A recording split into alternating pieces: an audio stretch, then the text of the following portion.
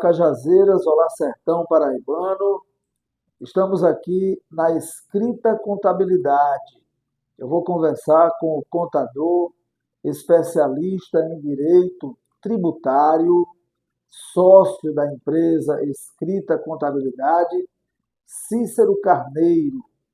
Nós vamos falar aqui sobre esse assunto que roda o Brasil inteiro, a questão do Pix, taxação no Pix, questão de cartões de crédito, tudo que está preocupando você, telespectador, telenauta, com relação ao imposto de renda em cima desses assuntos. Cícero, primeiro eu quero agradecer a você demais por dispor esse tempo aqui na sua empresa para falar conosco. Hoje, uma segunda-feira, começando a semana, mas você é sempre solícito, né? E vamos iniciar com o seu boa tarde, boa noite, bom dia, dependendo do horário que as pessoas estejam assistindo o vídeo. Boa tarde, Fernando. Mais uma vez, agradecer a oportunidade de mais uma vez tratar de mais um assunto polêmico, né? Da última vez nós tratamos a respeito da reforma tributária e agora vamos tratar de um assunto que tem tomado proporção de grande repercussão nacional, essa polêmica do Pix, se realmente a pessoa tem que pagar Pix, né? E a gente vai falar um pouco sobre isso, né? Que tira essas dúvidas, porque o pessoal não tem se falado em outra coisa nos últimos dias, né? Creio que, eu acho que de 80% das pessoas que me procuraram essa semana foi a respeito do assunto, a respeito dessas transações, da polêmica, dessa instrução normativa da Receita Federal. Muito bem, isso é um assunto que preocupa realmente não apenas pessoa física, como pessoa jurídica, né?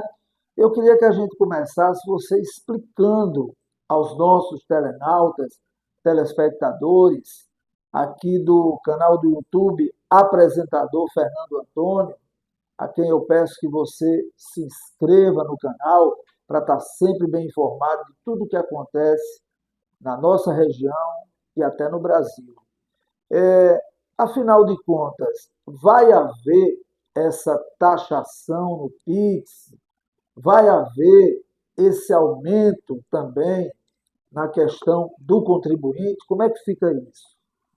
Fernando, primeiramente a gente tem que falar um pouco sobre as ferramentas que a Receita Federal utiliza no dia a dia, né? Foi publicado essa Instrução Normativa 2219 o ano passado, em setembro, e essa Instrução Normativa, vamos dizer, ela aperfeiçoou, aprimorou as informações dos brasileiros em relação às obrigações fiscais, em relação à sua movimentação financeira.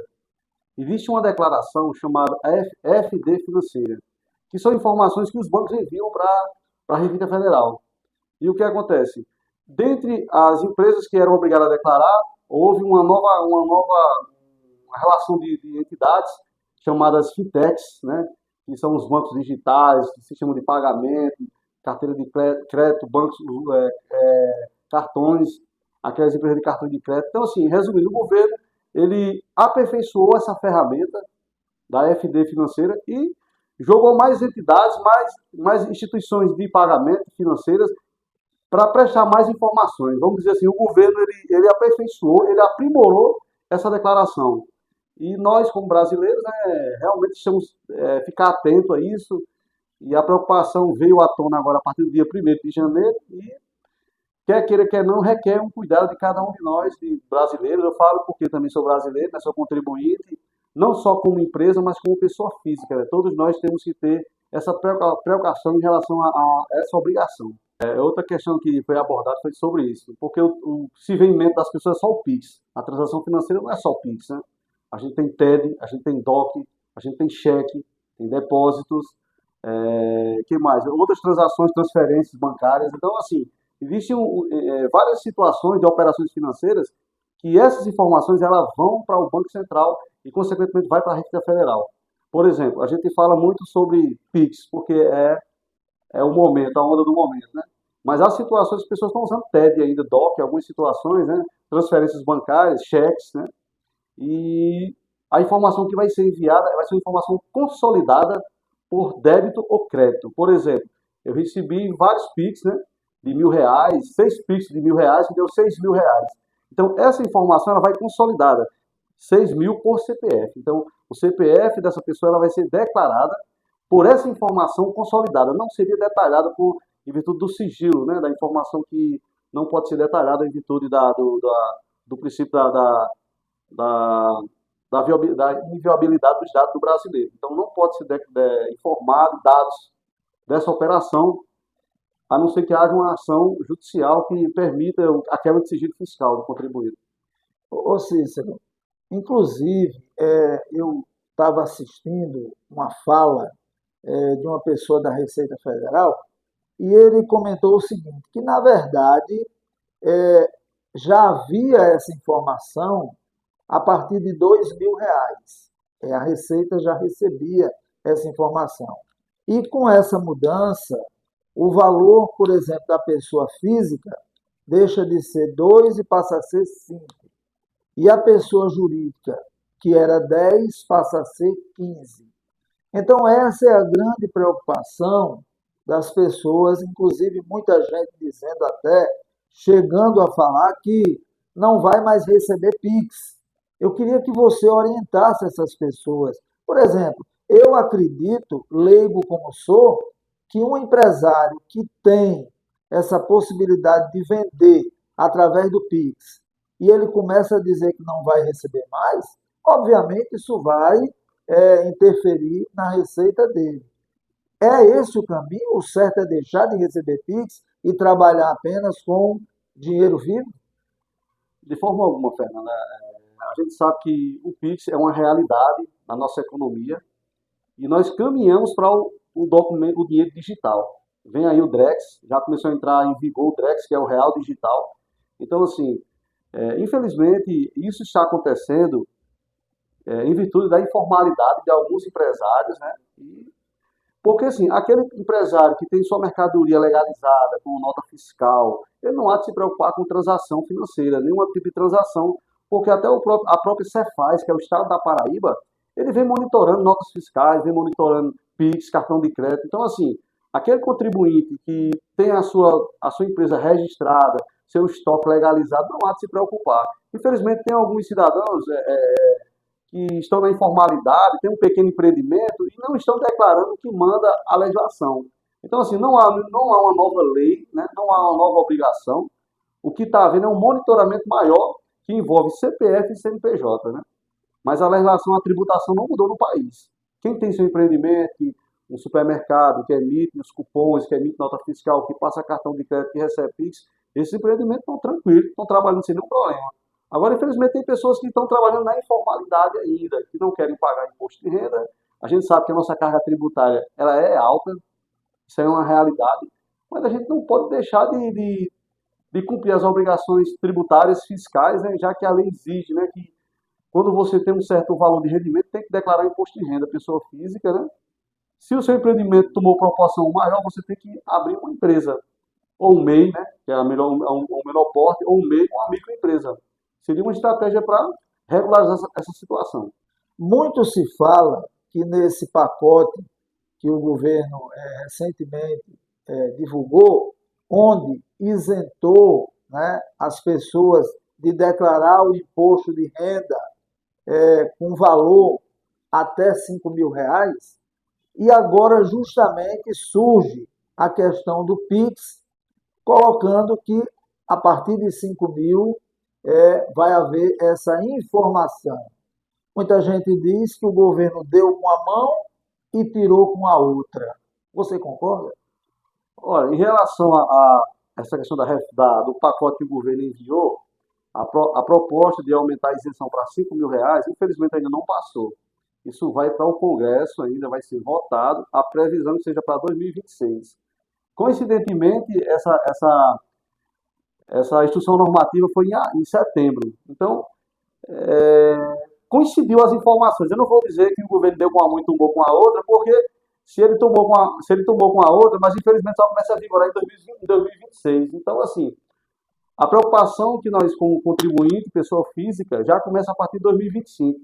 E a proposta de aumentar o teto da isenção do imposto de renda é para 2026. Ainda vai passar pelo Congresso, né? Vem uma votação, então não tem nada certo quanto à questão da isenção de R$ 5.000. Isso vai depender dos deputados, da votação, questão de todo um levantamento de valores, né? A questão da receita, né, em relação a valores, mas, por enquanto, nada oficial dos 5.000 de isenção de imposto de renda. Então, continua, hoje, para declarar imposto de renda, quem ganha acima de 30 mil anual, dá 2.800 e pouco, está obrigado a declarar imposto de renda. Essa regra não mudou. Como é que fica? Você chegou até a falar um pouco sobre isso, mas para você explicar um pouco melhor a questão do sigilo bancário. Nós sabemos que a Constituição brasileira ela protege o brasileiro, né, o contribuinte, de algumas informações sigilosas, né, a questão de operação, para quem foi o dinheiro, a sua operação. Então, o governo tem acesso até certo ponto às informações do contribuinte. Por que não dizer?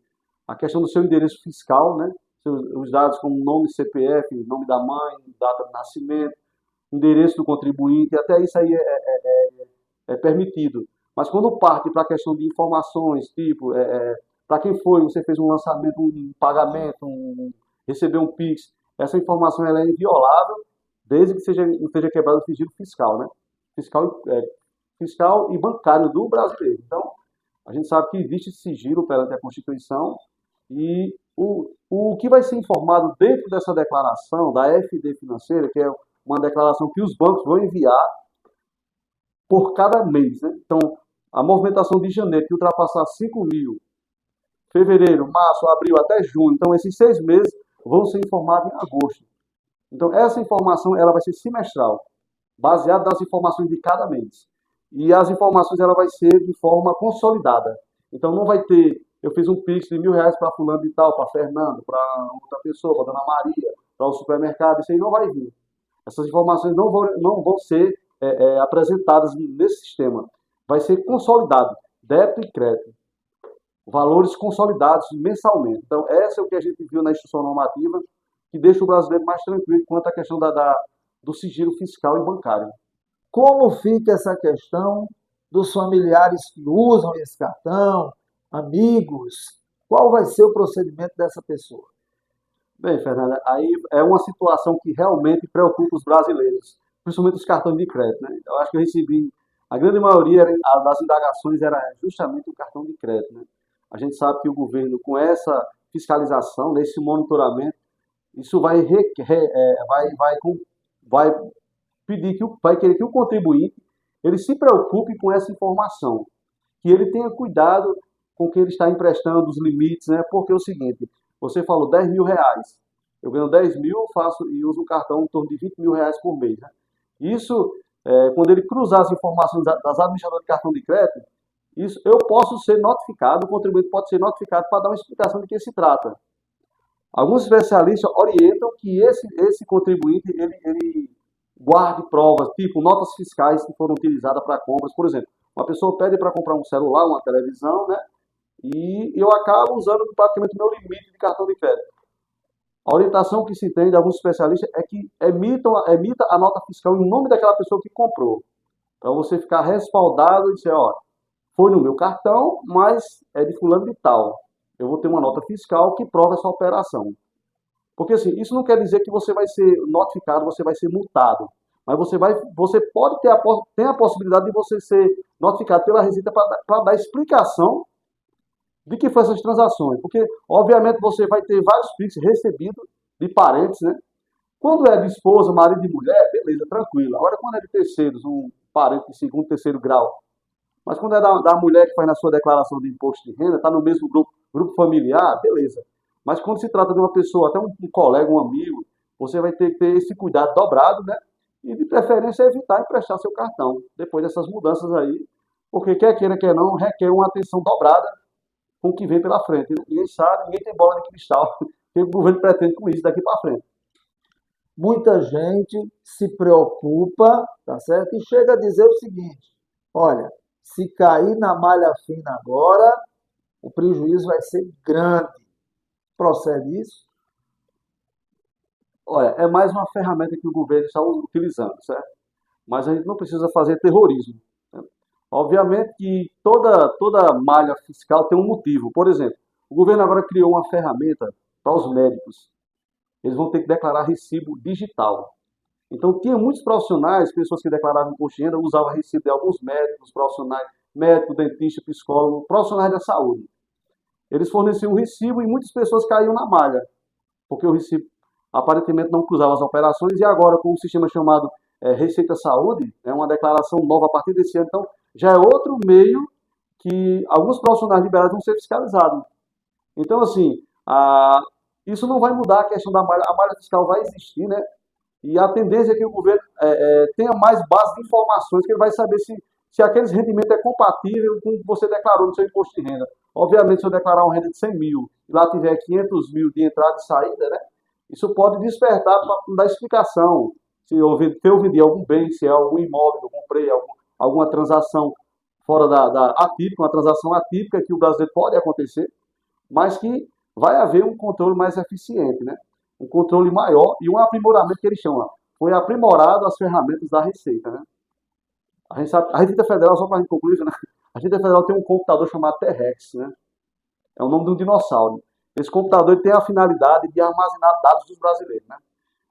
Dotado de um aplicativo, de um sistema chamado ARPIA, Inteligência Artificial. Então você tira por aí que eles são dotados de tecnologias, né, de inteligência artificial para fiscalizar muitos brasileiros, né, e com essa inteligência artificial, muita gente está sendo pega já em relação a algumas situações de movimentações. As dicas que você dá ao contribuinte para ele se blindar, se proteger, tá certo? E claro, uma delas, principalmente para os empresários, é ter um bom contador. Bom, Fernando, é, nossa legislação brasileira ela é um pouco complexa, né? Mas nós, como brasileiros, temos que nos preocupar com o planejamento tributário, que a gente chama, né? Pessoa física, você que é pessoa física, pequeno empreendedor que está começando, você tem a possibilidade de abrir um pequeno empreendimento através de um MEI. Uma recomendação que eu dou. Se você for um profissional autônomo, se você ultrapassar a tabela do imposto de renda, onde vai exigir a obrigação, existe uma obrigação chamada Carnê-Leão. Carnê-Leão é uma obrigação mensal que todo profissional autônomo pode recolher o seu imposto de renda devido. Mas, infelizmente, nós temos uma cultura no nosso país, o pessoal não querer pagar imposto de renda, todo mundo vem de toda a carga tributária, mas o governo vem se aperfeiçoando. O governo, eu fiz um levantamento, o governo está com 36 ferramentas de fiscalização, que envolve desde Detran, imobiliária, cartório, né?